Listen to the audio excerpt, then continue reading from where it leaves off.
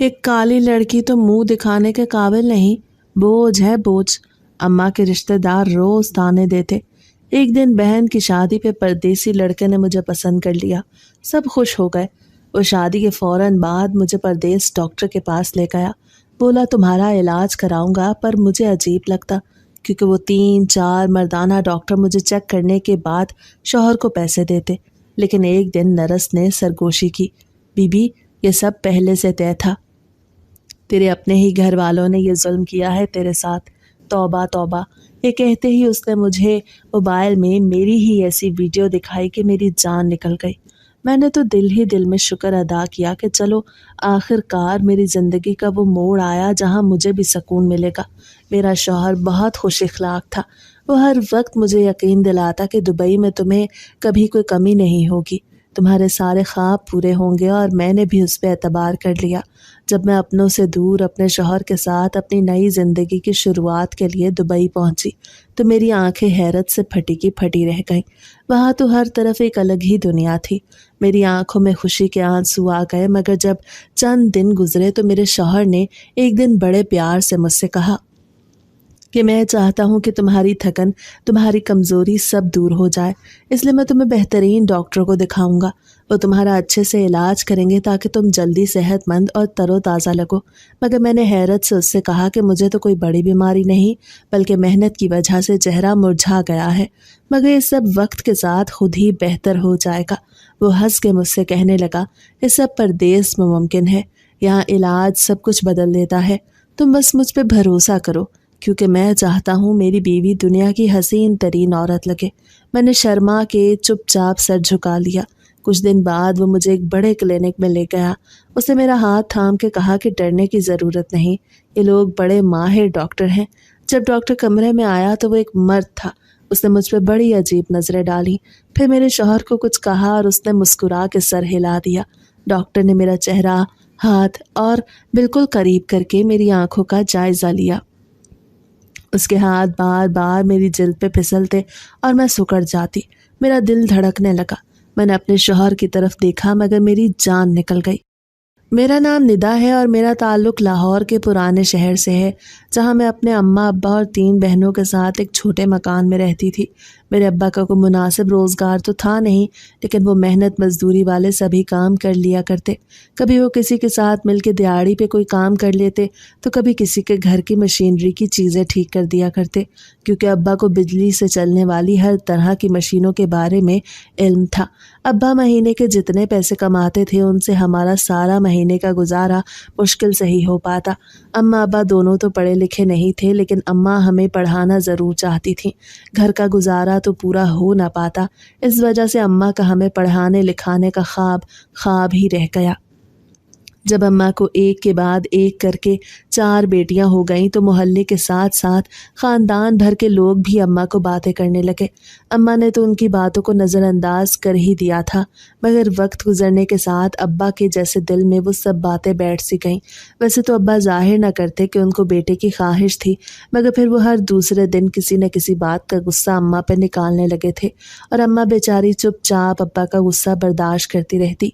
मेरे घर को जाने वाली सभी गलियां तंग ज़रूर थीं, लेकिन फिर भी मेरे ख्वाब बहुत बड़े थे, और मैं उन्हीं ख्वाबों में रंग भरने की कोशिश करने लगी थी, ये सोचे बगैर कि आगे मेरे साथ क्या होने वाला था। मुझे अम्मा की थकी हुई आंखें और अब्बा की बुझी हुई हिम्मत देख के रोना आता, मगर मैंने फिर भी खुद को संभाल के रखा और अपने आंसुओं को अंदर ही अंदर पीना सीख लिया। मैं 4 बहनों में सबसे ज़्यादा हसास थी, इसलिए मैंने अपनी तरफ से कोशिश करना शुरू कर दी कि अम्मा अब्बा का मूड अच्छा देख सकूं, ताकि वो दोनों आपस में झगड़ा ना करें।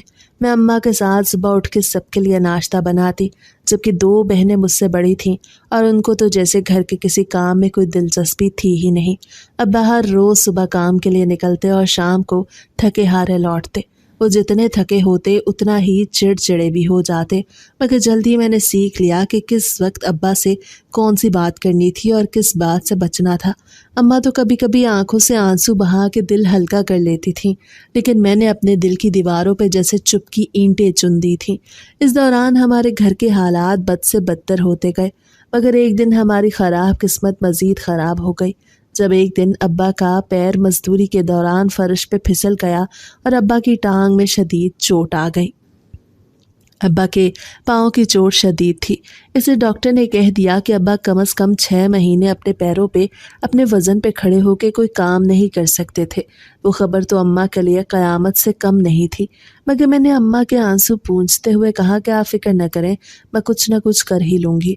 अब्बा के बिस्तर पे पड़ जाने के बाद जैसे हमारी दुनिया ही बदल गई।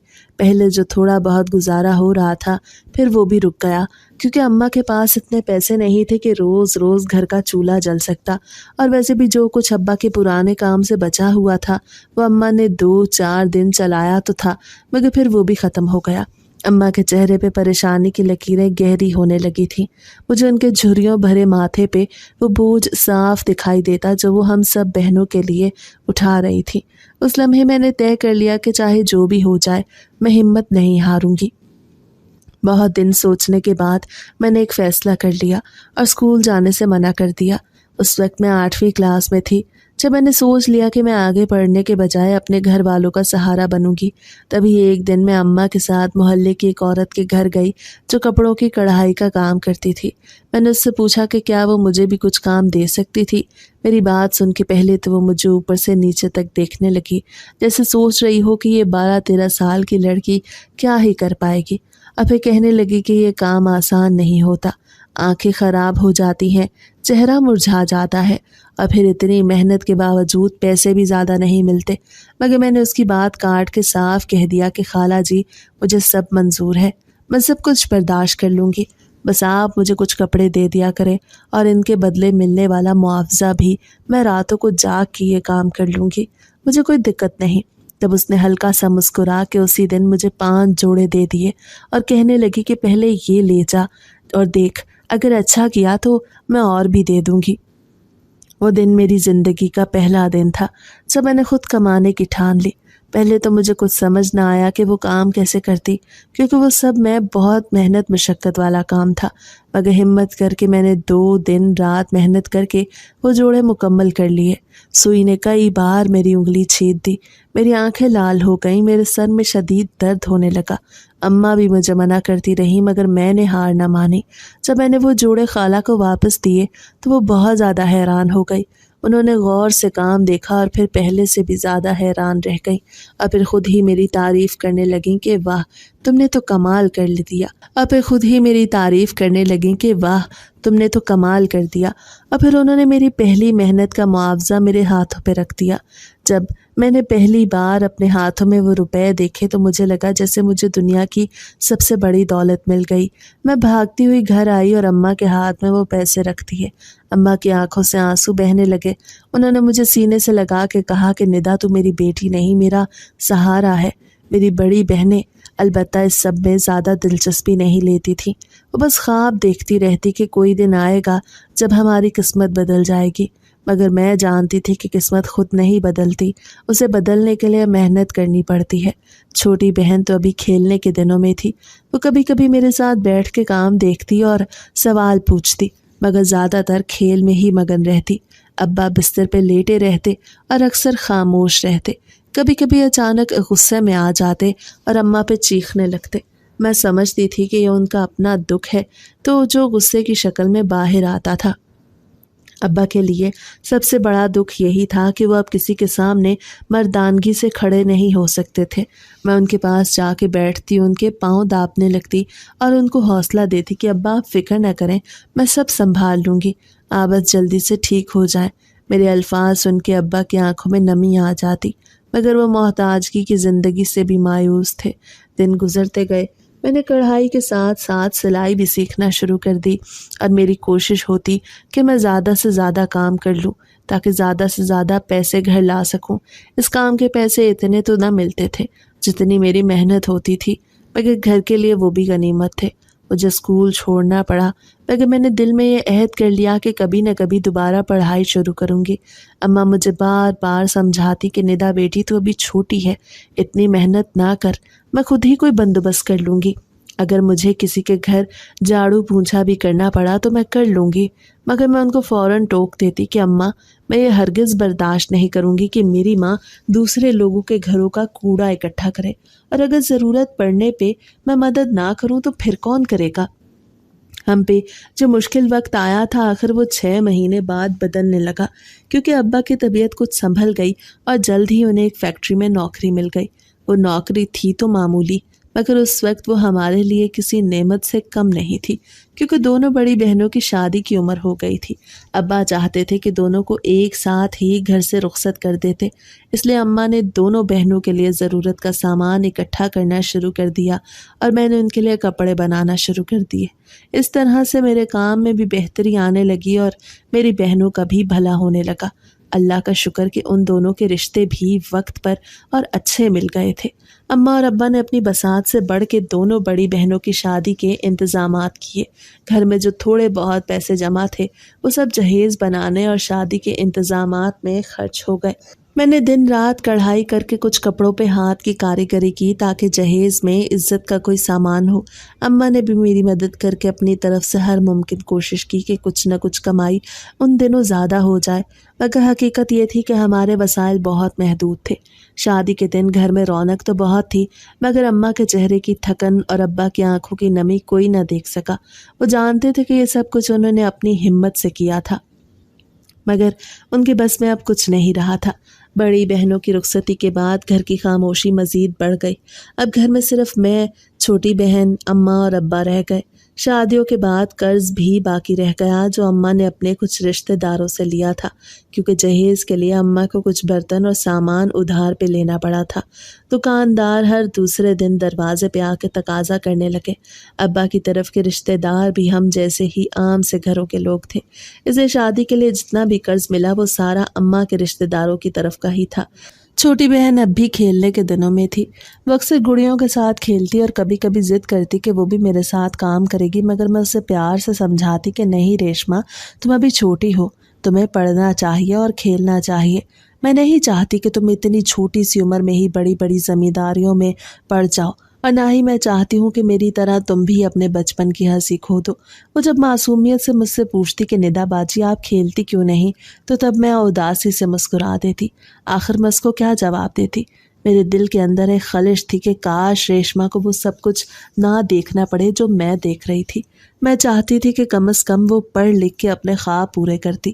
ہمارے گاؤں کے لوگ بھی عجیب تھے، کچھ لوگ ہماری حالت پہ ترس کھا کے ہمدردی تو کرتے، مگر ساتھ ہی کچھ لوگ طنز بھی کرتے کہ باپ کا بوجھ بیٹی کے کندھوں پہ ہے۔ یہ جملے میرے دل کو چھید دیتے، مگر میں چپ چاپ رہتی کہ جواب دینے سے پیٹ نہیں بھرتا، جواب تو محنت سے دینا ہوتا ہے۔ اماں کبھی کبھی لوگوں کی باتیں سن کے ٹوٹنے لگتی۔ وہ کہتی نگدا، اگر تیرا باپ صحت مند ہوتا تو ہم یہ دن نہ دیکھ رہے ہوتے۔ میں ان کا ہاتھ تھام کے ان کو بھی حوصلہ دیتی کہ سب اللہ کی مرضی ہے، اگر ہم ہمت کریں گے تو اچھا وقت بھی آ جائے گا۔ مگر گاؤں میں ہر طرف طرح طرح کی باتیں ہونا شروع ہو گئیں۔ کچھ لوگ ہم پہ ترس کھانے لگے تو کچھ زبانیں زہر بن گئیں۔ وہ طنز کرتے کہہ رہے یہ مرد ہو کے بھی اپنی بیٹی کے پیسے کھاتا ہے، شرم نہیں آتی اس کو۔ وہ جملے ابا کے کانوں تک بھی پہنچتے، وہ جب بھی باہر نکلتے کوئی نہ کوئی بات ان کو چبھتی۔ وہ پہلے ہی اپنی کمزوری کے ہاتھوں ٹوٹے ہوئے تھے، اب ان باتوں نے ان کی مردانگی پہ کاری ضرب لگانا شروع کر دی۔ ایک دن میں نے دیکھا وہ خاموش بیٹھے آنکھیں نیچے کیے کچھ سوچ رہے تھے۔ میں قریب گئی، ان کے پاؤں دبانے لگی۔ انہوں نے میری طرف نہیں دیکھا، بس خود سے بڑبڑائے کہ لوگ کہتے ہیں میں بیٹی کی کمائی کھاتا ہوں، ندا یہ دن بھی دیکھنے تھے مجھے۔ میرا دل ٹوٹ گیا۔ میں نے ان کا ہاتھ پکڑ کے کہا کہ ابا یہ لوگ نہ ہمارے دکھ دیکھتے ہیں نہ محنت، انہیں صرف زہر اگلنا آتا ہے، آپ کو فکر کرنے کی ضرورت نہیں۔ میں اپنی مرضی سے کماتی ہوں، یہ میرا فرض ہے، میرا حق ہے کہ میں اپنے ماں باپ کی خدمت کروں۔ میری محنت دیکھ کے ابا کو غصہ آنا بھی کم ہو گیا، کیونکہ پہلے تو وہ لوگوں کی باتوں کا غصہ اماں پہ اتارتے تھے، مگر جب ان کو احساس ہوا کہ لوگوں کو باتوں کے سوا کچھ نہیں آتا، کیونکہ لوگ تو کسی کو کسی بھی حال میں خوش نہیں رہنے دیتے، تب ابا کا دل بھی جیسے نرم پڑنے لگا۔ अम्मा लोगों की वो सब तंज भरी बातें सुन के अक्सर चुप हो जाती। वो जानती थी कि अब्बा के दिल पे वो बातें चोट करती थीं। एक दिन जब मैं एक ग्राहक से कपड़ा लेने गई तो वहाँ पे दो औरतें खड़ी बातें कर रही थीं। जैसे ही मैं करीब से गुजरी वो खामोश हो गईं, मगर मैंने उनको कुछ सरगोशियाँ सुन ली। वो कह रही थी कि ये तो वही लड़की है ना जो दिन रात सिलाई करके घर चला रही है, जबकि दूसरी ने तंजिया हंसी के साथ कहा, हाँ, इसके बाप को तो शर्म नहीं आती, मर्द हो के बेटी की कमाई खा रहा है। मेरे कदम जैसे जमीन में धंस गए। मेरा दिल चाहा चीख के कहती कि वो कमाई मैं दूसरों पे एहसान के लिए नहीं बल्कि अपने घर वालों के लिए कमाती हूँ, मगर मैं खामोश रहती, सिर्फ इतना सोच करके कि मेरे आंसू अगर गिर भी गए तो शायद सुई धागे में छुप जाएंगे। उन दिनों टेंशन की वजह से अब्बा की बीमारी ने और शिद्दत इख्तियार कर ली। कभी बुखार, कभी खांसी, कभी सीने में दर्द। अम्मा उनको दवा लाने के लिए भी मेरे कमाए हुए पैसों का हिसाब लगाती रहती। एक दिन अब्बा ने जिद करनी शुरू कर दी कि अब वो मुझे भी जल्द ही अपने घर का कर देंगे। हालांकि उस वक्त मेरी उम्र 20 साल थी और मैं अब्बा की बात सुन के हैरान रह गई। मैंने उनके सामने हाथ जोड़ दिया और उनसे कहने लगी कि अब्बा, मुझे अभी शादी नहीं करनी। अगर मैं चली गई और अगर फिर से आप बीमार हो गए तो ये घर कैसे चलेगा? मेरी कमाई अल्लाह का दिया हुआ रिस्क है। आप फिक्र नहीं करें, वक्त बदल जाएगा। लोग बातें कर करके खुद ही थक के खामोश हो जाएंगे। उस दिन तो मेरी बात सुन के अब्बा खामोश हो गए, मगर उनकी आंखों में शिकस्त और दुख की आग जल रही थी। मैंने तय कर लिया कि अब मुझे और ज़्यादा काम लेना होगा। मैं दिन रात सिलाई मशीन के आगे बैठती। सुइयों के छेद से हाथ जख्मी होते। मैं दिन रात सिलाई मशीन के आगे बैठी रहती। कभी धागा उलझ जाता, कभी कपड़े की कटाई गलत हो जाती तो मेरा दिल घबरा उठता, मगर मैं फिर से शुरू कर देती। अब मेरी उंगलियों के जख्म और चेहरे का रंग भी पक्का हो गया था। रात भर जागने की वजह से मेरी आंखें अंदर को धंस गई थीं, क्योंकि मैंने अपना ख्याल रखना बिल्कुल छोड़ दिया था। गांव की औरतें मुझे तंजन कहती कि ऐसी लड़कियां घर का सहारा बन जाती हैं, मगर अपने बाप की इज्जत खाक में मिला देती हैं, क्योंकि ऐसी ही लड़कियां होती हैं जो बहुत जल्द अपनी मनमानी पे उतर आती हैं। मगर मैं वो सब सुन के बस मुस्कुरा देती। दिल में सोचती कि जिन्हें मेरी मेहनत नज़र नहीं आती उन पे मुझे अपना दिमाग खर्च करने की भला क्या ज़रूरत। मगर अब्बा की ज़िद अब बढ़ने लगी थी। वो बार बार कहने लगे कि निदा, मैं लोगों की बातें और बर्दाश्त नहीं कर सकता। अगर तू मेरे घर में बैठी रही तो लोग कहते रहेंगे कि मैं बेटी की कमाई खाता हूँ। मैं हर बार उनका हाथ पकड़ के उनको समझाती कि अब्बा, लोगों की ज़ुबान कभी नहीं रुकती। अगर मैं चली गई तो ये घर कैसे चलेगा? आपकी दवा, रेशमा की पढ़ाई, अम्मा के सारे काम सब रुक जाएंगे। मगर मैं जानती थी कि अब्बा के अंदर की आग बुझने का नाम नहीं लेगी। अगर वो मुझे ब्याहने की ठान चुके थे तो किसी कीमत पे पीछे हटने को तैयार नहीं थे। वो दिन ब दिन अंदर से टूटने लगे थे। एक रात मैंने देखा कि वो बिस्तर पे करवट बदल रहे थे और सो नहीं पा रहे थे। मैं उनके पास गई तो उन्होंने आहिस्ता से मुझसे कहा कि निदा, मैं अपनी बेटियों के लिए ज़िंदगी भर जीता रहा, सोचा था कि उनके लिए सहारा बनूंगा, मगर आज देख, मैं खुद तेरी कमाई पे जिंदा हूँ। मगर मैंने हमेशा की तरह हिम्मत दी कि ऐसा कुछ नहीं था। रेशमा अब कॉलेज जाने लगी थी। उसके हाथ में किताबें देख के मुझे सुकून मिलता। मैं खुद तो अपनी पढ़ाई छोड़ बैठी थी, मगर दिल में अहद किया था कि रेशमा के ख्वाब ज़रूर पूरे करूंगी। अक्सर वो शाम को आके मुझे अपने कॉलेज के किस्से सुनाती तो मेरा दिल खुशी से भर जाता। मैं उसके सर पे हाथ फेरती और कहती, रेशमा, पढ़ ले ताकि कल को तेरी ज़िंदगी मेरी तरह धागे में न उलझ जाए। रेशमा हंस के जवाब देती कि मैं तो अपनी पढ़ाई ज़रूर पूरी करूंगी, क्योंकि मुझसे सारी रात जाग कर मशीन के आगे नहीं बैठा जाएगा। मैं उसकी बात पे मुस्कुरा देती, मगर अंदर ही अंदर दुआ करती कि अल्लाह उसे वो मकाम दे जो मैं न पा सकी थी। मेरी उम्र 22 साल हो चुकी थी तो गांव की औरतें अम्मा से तरह तरह की बातें करने लगीं कि निदा को अब घर बिठाए रखना ठीक नहीं, कल को लोग और बातें करेंगे। कोई कहता कि इतनी बड़ी हो गई है, अब तो रिश्ता कर दो, मगर अम्मा बस खामोश रह जाती। वो जानती थी कि मेरा जाना इस घर को अंधेरे में धकेल देगा, मगर वो ये भी समझती थी कि लड़की को हमेशा के लिए माँ बाप के घर में नहीं रखा जा सकता। एक दिन अम्मा ने डरते डरते मुझसे कहा कि निदा, लोग बातें करने लगे हैं, इसलिए हमने सोच लिया है कि अब तेरे रिश्ते की भी बात करनी चाहिए। मैंने उनका हाथ पकड़ के उनको समझाना चाहा कि अम्मा, अभी मेरी शादी का वक्त नहीं, अगर मैं चली गई तो ये घर टूट जाएगा। आप फिक्र न करें, अल्लाह सब देख रहा है। मगर उस दिन के बाद से अम्मा ने जानने वालों में मेरे रिश्ते की बात करना शुरू कर दी। अब्बा की बीमारी भी बढ़ती जा रही थी। ان کے سینے میں درد زیادہ رہنے لگا اور سانس لینے میں دشواری ہوتی۔ اکثر رات کو کھانسی کے دورے پڑتے اور میں ان کے پاس بیٹھی پانی دیتی۔ وہ میری طرف بہت غور سے دیکھ کے کہتے، ندا، تیرا رنگ دن بدن کالا ہوتا جا رہا ہے، راتوں کو جاگ جاگ کے محنت کیوں کرتی ہے؟ یہ سب چھوڑ دے، اللہ ہے نا، سب بہتر کرے گا۔ لیکن میں بھلا وہ سب کیسے چھوڑ دیتی؟ میں جانتی تھی کہ اگر میں رک جاتی تو گھر اندھیروں میں ڈوب جاتا، لیکن چند ہفتے بعد اماں نے اسی عورت کو گھر بلایا جس نے میری دونوں بہنوں کے رشتے کرائے تھے۔ وہ رشتے کروانے کا کام کرتی تھی۔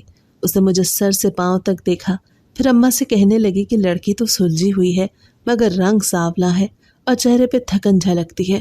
خیر، میں کوشش کرتی ہوں کہ اچھا رشتہ مل جائے۔ اس دن میرا دل جیسے ٹوٹ گیا۔ مجھے پہلی بار احساس ہوا کہ میری محنت، میری قربانیاں کسی کو نظر نہیں آتی تھیں، بلکہ لوگ تو صرف رنگ اور صورت دیکھتے تھے۔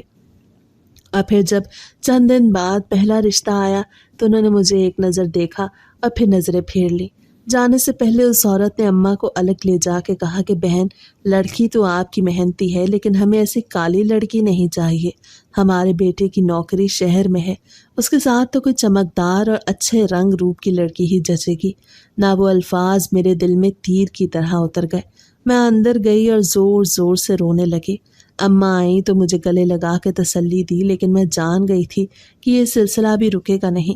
تبھی تو میں بار بار اماں کو کہنے لگی کہ مجھے ابھی شادی نہیں کرنی، مگر اماں نے اس روز مجھے سخت لہجے میں یہ کہہ کے خاموش کروا دیا کہ پہلے ہی میں نے تمہاری بات مان کے دیر کر دی اور تو نے اپنا رنگ روپ خراب کر لیا، مگر اب میں تمہاری کوئی بات نہیں سنوں گی۔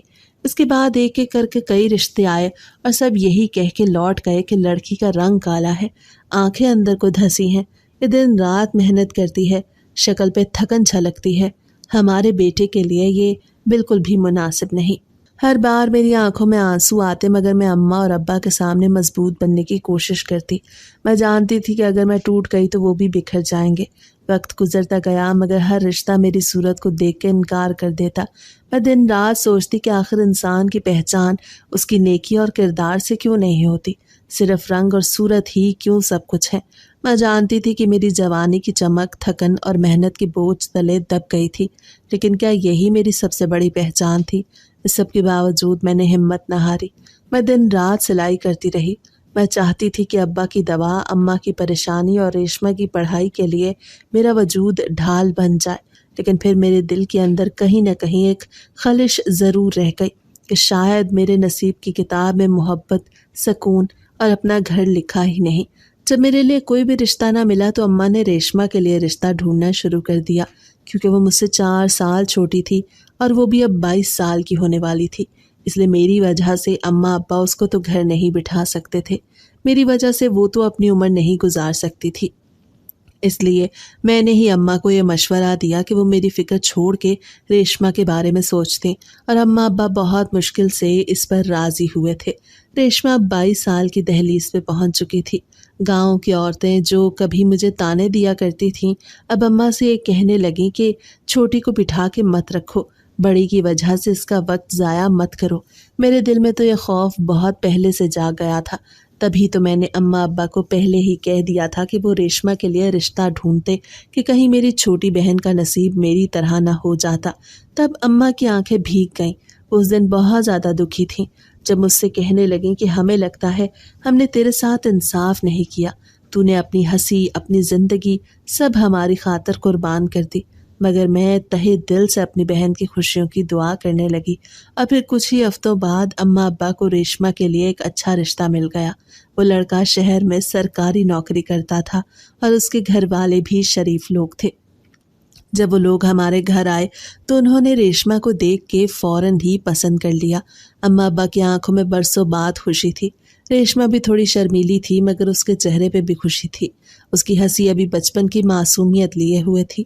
میں نے اپنی بہن کو گلے لگا لیا مگر میرے دل کے اندر کہیں نہ کہیں ایک خلش جاگ اٹھی کہ اب تو میری سب بہنیں اپنے گھر کی ہو گئیں، مگر پھر بھی میں خوش تھی کہ میری بہن کا گھر بسنے والا تھا۔ شادی کی تیاریاں شروع ہو گئیں۔ میں نے دن رات کام کیا تاکہ ریشمہ کا جہیز تیار کروں۔ اس کے لیے سب کچھ میں نے اپنے ہاتھوں سے بنایا۔ اماں بار بار مجھے کہتی کہ ندا رہنے دے بیٹی، یہ سب ہم خرید لیں گے، تو تھک جائے گی، مگر میں رکی نہیں۔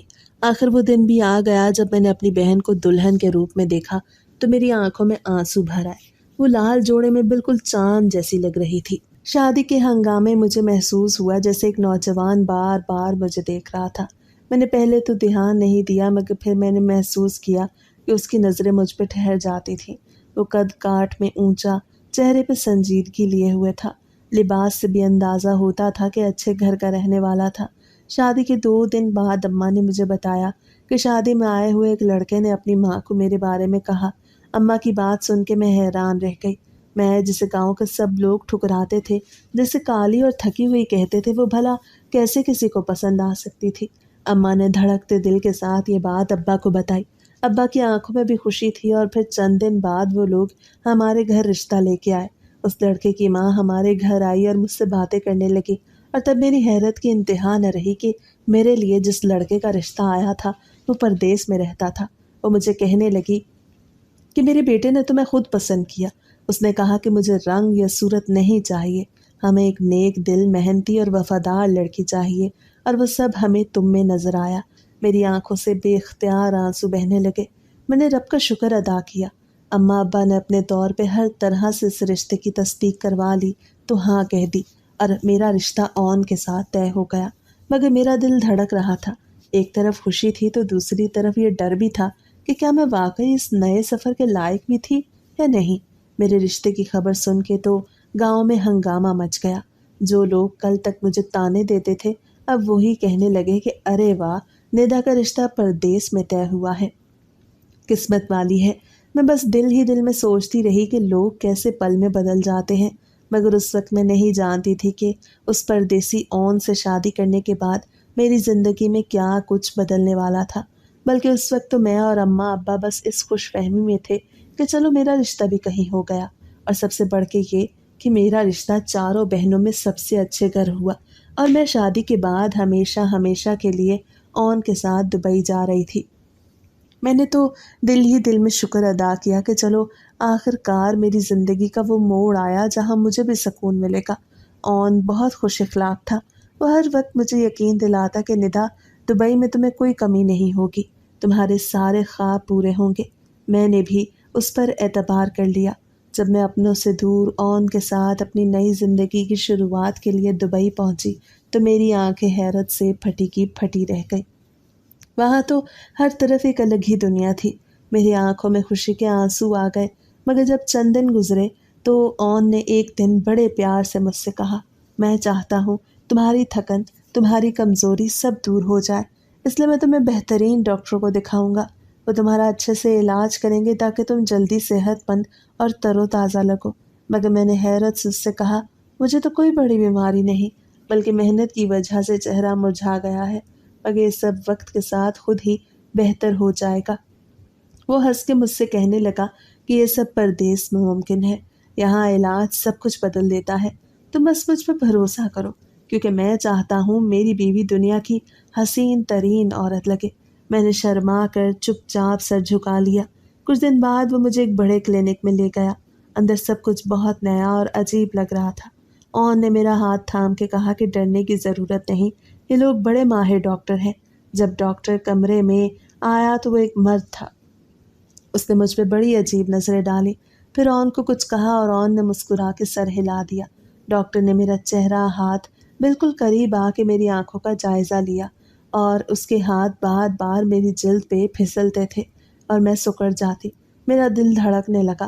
میں نے اون کی طرف دیکھا کہ شاید وہ کچھ کہے، مگر وہ سکون سے بیٹھا مسکرا رہا تھا۔ اس ڈاکٹر کے جانے کے بعد میں نے دیکھا کہ وہ اون کو ایک لفافہ دے رہا تھا۔ جب میں نے اون سے پوچھا کہ وہ کیا تھا تو مجھے کہنے لگا کہ یہ کچھ ٹیسٹ ہیں جس نے مجھے لکھ کے دیے ہیں۔ میں اس کی بات پہ مطمئن ہو گئی۔ چند دن بعد وہ پھر مجھے کلینک لے گیا تو اس دن وہاں ایک کے بجائے 2 ڈاکٹر تھے۔ ان دونوں نے مجھے بہت بار ہاتھ لگایا، کبھی میرے چہرے پہ، کبھی میری گردن پہ، کبھی میرے بال پیچھے کر کے پیچھے کی طرف کیے، مگر اس بار میں خاموش نہ رہ سکی۔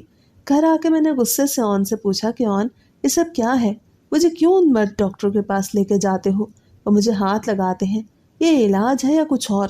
مگر اون کا چہرہ لمحے بھر کو سخت ہوا، پھر وہ مسکرایا اور کہنے لگا، ندا، تم عورتیں ہر بات کو غلط سمجھ لیتی ہو، یہ ان کا طریقہ ہے، وہ تمہارا چیک اپ کرتے ہیں، کچھ ٹیسٹ کرتے ہیں اور پھر مجھے لا کے رپورٹس دے دیتے ہیں۔ آخر تم پریشان کیوں ہو رہی ہو؟ تمہیں صرف سکون سے رہنا ہے۔ میرا دل تو نہ چاہا کہ میں اون کی بات کا یقین کرتی، مگر نہ جانے اس کے لہجے کی اپنائیت نے مجھے مجبور کر دیا کہ میں اس پہ اعتبار کر بیٹھی۔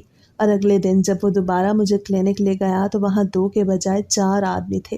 ان کے چہرے پہ بہت عجیب سے تاثرات تھے اور وہ چاروں مجھے ایک ہی وقت میں ہاتھ لگا رہے تھے۔ کوئی میرا چہرہ چھوتا، کوئی میرے ہونٹ تو کوئی میری گردن۔ اس دن میرا دل چاہا کہ میں وہاں سے بھاگ جاؤں، مگر اون کو دیکھ کے میں ایک بار پھر سے سب کچھ برداشت کر گئی۔ مگر اس رات جب میں بستر پہ لیٹی تو نیند آنکھوں سے کوسوں دور تھی۔ اس رات میرے کانوں میں گاؤں کی عورتوں کے طنز گونجنے لگے کہ کالی لڑکی ہے، کوئی نہیں لے گا اسے۔ میں نے سوچا شاید وہ سب ٹھیک کہتی تھی، میری قسمت میں عزت نہیں بس آزمائش ہی تھی۔ آنکھوں سے آنسو بہتے رہے مگر میں نے کسی کو کچھ نہ کہا۔ اور مجھے ہر دوسرے دن کلینک لے جاتا، مختلف مرد ڈاکٹر، مختلف بہانے، ہر بار وہی کہانی جو مجھے چھوتے، میری جانچ کرتے اور پھر اون کی جیب میں کچھ ڈال دیتے۔ تب میرے ذہن میں خیال آیا کہ اگر وہ ڈاکٹر اون کو میرے ٹیسٹ لکھ کے دیتے تھے تو وہ میرا کوئی ٹیسٹ کرواتا کیوں نہیں تھا۔ تب ایک دن جب ہم کلینک سے واپس آئے تو اون اپنا کوٹ کمرے میں ہی بھول گیا۔ میں نے جلدی سے اس کی جیب سے وہ لفافہ نکالا جو اس دن اسے ان ڈاکٹروں نے دیا تھا، تو وہ دیکھ کے میرے پیروں تلے سے زمین نکل گئی کہ اس میں تو کھرے کھرے نوٹ تھے۔ میں اندر ہی اندر مرنے لگی۔ مجھے لگنے لگا جیسے میں اپنی مرضی کے بغیر بیچ دی گئی تھی۔ جب میں اس روز کے ڈرامے سے تنگ آ گئی تو میں نے ایک دن ہمت کر کے اون سے کہا، مجھے ایسا کیوں لگتا ہے کہ تم نے مجھے بس بیچ ڈالا ہے، کیونکہ یہ علاج نہیں، یہ سودا ہے۔ اون کا چہرہ سخت ہو گیا۔ وہ بولا کہ اپنی عقل سے زیادہ نہ سوچو، پردیس میں سب ایسے ہی چلتا ہے۔ میں تمہیں سکھانے آیا ہوں کہ دنیا کو کیسے جینا ہے۔ اگلے دن ہی اون نے مجھ سے کہا کہ میری سرجری تھی، جس کے بعد سب کچھ ٹھیک ہونے والا تھا۔ میں خاموش کھڑی تھی، میرا دل جیسے کسی نے مٹھی میں جکڑ رکھا تھا۔ میری آنکھوں میں آنسو تھے اور میرے لب سلے ہوئے تھے۔ میں اون کو انکار بھی نہیں کر سکتی تھی، مگر جیسے ہی وہ کمرہ خالی ہوا تو اسی دوران ایک نرس کمرے میں داخل ہوئی۔ اس نے مجھے اوپر سے لے کے نیچے تک دیکھا اور پھر ایک ہلکی سی مسکراہٹ کے ساتھ ہنسی اور کہنے لگی، مجھے تم جیسی عورتوں پہ ترس آتا ہے۔ تب میں چونک گئی۔ میں نے کانپتی ہوئی آواز میں اس سے پوچھا کہ وہ ایسا کیوں کہہ رہی تھی، تو مجھے کہنے لگی کہ تم سمجھتی ہو تمہارا شوہر تمہیں علاج کے لیے یہاں لاتا ہے، یہاں تمہارا علاج نہیں ہوتا بلکہ تمہارا سودا ہوتا ہے۔ میرے قدم ڈگمگا گئے، میں کرسی پہ گر گئی۔ مجھے یقین ہی نہ آیا کہ جو اون مجھ سے محبت کرتا تھا وہ میرے ساتھ ایسا بھی کچھ کر سکتا تھا۔ مگر پھر وہ مجھے سمجھانے لگی کہ تم جیسی سادہ عورتوں کی یہی تو غلطی ہے کہ تمہیں اپنے شوہروں پہ اندھا اعتماد ہوتا ہے۔ لیکن میری بات دھیان سے سنو، وہ تمہارا شوہر ہی ہے جو تمہیں یہاں بیچتا ہے اور بدلے میں نوٹ جیب میں ڈالتا ہے۔ مگر میں اس کی بات کا یقین کرنے کو تیار ہی نہیں تھی۔ تب اس نرس نے آہستگی سے جیب سے موبائل نکالا اور میری طرف بڑھاتے ہوئے کہنے لگی، دیکھو اپنی آنکھوں سے۔ میرا دل دھڑکنے لگا، ہاتھ کانپنے لگے، مگر میں نے فون تھام لیا۔ اسکرین پہ جیسے ہی ویڈیو چلی تو میری آنکھیں پھٹ گئیں، میرا سانس رک گیا۔ وہاں اس ویڈیو میں تھی، میرے اپنے چہرے پہ خوف کے سائے تھے۔ 4 مرد مجھے چھو رہے تھے، ہنس رہے تھے، اور میرا شوہر اون، وہ بھی تو وہیں کھڑا تھا۔ اس کے چہرے پہ فاتحانہ مسکراہٹ تھی۔ اور پھر جب میں کمرے سے نکلی تو وہ چاروں ڈاکٹر اون کو گلے سے لگاتے ہوئے پیسے دے رہے تھے۔ میری چیخ گلے میں اٹک گئی، میری آنکھوں سے سیلاب کی طرح آنسو بہنے لگے۔ میں نے دونوں ہاتھوں سے اپنا منہ ڈھانپ لیا۔ یا اللہ، یہ میں ہوں، یہ سب حقیقت ہے۔ میں نے اس نرس سے روتے ہوئے کہا، میں کیا کروں، کہاں جاؤں؟ وہ آہ بھرتے ہوئے کہنے لگی، یہاں بہت سی عورتیں ہیں جو اس انجام کو سہ رہی ہیں۔ کوئی چیختی نہیں، کیونکہ پردیس میں عورت اکیلی کچھ نہیں کر سکتی۔ تم بھی چاہو تو خاموش رہ سکتی ہو یا پھر ہمت کر کے لڑ سکتی ہو، کیونکہ تمہارا نام نہاد شوہر کچھ دنوں تک تمہیں ایک سرجری کے بہانے اس کلینک پہ چھوڑ کے ان ڈاکٹروں سے ایک بڑی رقم لے جائے گا، اور وہ چاروں ڈاکٹر تمہارے ساتھ برا کرنے کے بعد تمہارے جسم کے کچھ حصوں کو بیچ کے اپنا نقصان پورا کر لیں گے، اور پھر تمہارا نام و نشان تک مٹ جائے گا۔ مجھے تو اس نرس پہ بھی شک ہونے لگا کہ وہ میری مدد کیوں کر رہی تھی۔ تب وہ کہنے لگی کہ مجھے معلوم تھا کہ تم میری بات کا یقین نہیں کرو گی، کیونکہ آج تک ایسا ہی ہوا ہے۔ بہت کم لڑکیاں میری بات کا یقین کرتی ہیں، مگر میرا مقصد تمہاری مدد کرنا تھا۔ آگے تمہاری مرضی۔ نرس کی بات سن کے میری ٹانگیں کانپنے لگی۔ میں اس پہ اعتبار کرنے لگی کیونکہ شک تو مجھے اون پہ پہلے ہی تھا۔ اس وقت میرا دل چاہا کہ میں اس پہ یقین کر لوں، اور تب میں اس نرس کی مدد سے بہت مشکل سے اس کلینک سے بھاگنے میں کامیاب ہو گئی اور ایک شیلٹر ہوم میں چھپ گئی۔ وہاں سے میں نے ریشما کو رابطہ کیا اور اسے منع کیا کہ وہ اپنے شوہر کو ابھی کچھ نہ بتائے، بلکہ مجھے کسی طرح سے واپس بلائے۔ ریشما میری بات پہ ہکا بکا رہ گئی، مگر جب میں نے واپس جا کے ریشما کے شوہر کو سب کچھ بتایا تو اس نے کچھ جاننے والوں کی مدد سے اون کے بارے میں تحقیقات کی، اور وہی ہوا جس کا مجھے ڈر تھا۔ اون اسمگلنگ کرتا تھا، اور وہ بھی انسانی اسمگلنگ۔ میرا دل چاہا زمین پھٹ جائے اور میں اس میں سما جاؤں، کیونکہ ایک لمبے عرصے کے بعد جب میری زندگی میں خوشیاں آئیں تو وہ بھی مجھے راست نہ آئیں، لیکن میں خوش تھی کہ میری زندگی بچ گئی۔ ریشما کے شوہر نوید نے میری بہت مدد کی اور میں اون سے خلا لینے میں کامیاب ہو گئی۔ اس کو تو پورا خاندان ہی 2 نمبر کاموں میں ملوث تھا، اور میں اون کی پہلی نہیں بلکہ 5ویں بیوی تھی جس کا سودا وہ کرنے والا تھا۔ مگر بھلا ہو اس نرس کا جس نے میری مدد کی۔ اماں ابا کو جب اس بارے میں معلوم ہوا تو وہ بھی صدمے سے نڈھال تھے، مگر میری تینوں بہنوں نے اس وقت میری ان سب قربانیوں کا صلہ مجھے لوٹا دیا۔ انہوں نے میری بہت مدد کی، مجھے ہمت دی، حوصلہ دیا، اور آج میں نادر کی بیوی ہوں جو نوید کا بہنوئی ہے، لیکن اس کی بیوی کا انتقال کچھ سال پہلے ہو گیا تھا۔ نادر میری عزت کرتا ہے، مجھ سے محبت کرتا ہے، اور سب سے بڑھ کے مجھے اس پہ یقین ہے کہ وہ میرا سودا نہیں کرے گا۔ ایک لمبی زندگی، آزمائشیں کھیلنے کے بعد اب میری زندگی خوشیوں سے بھرپور ہے۔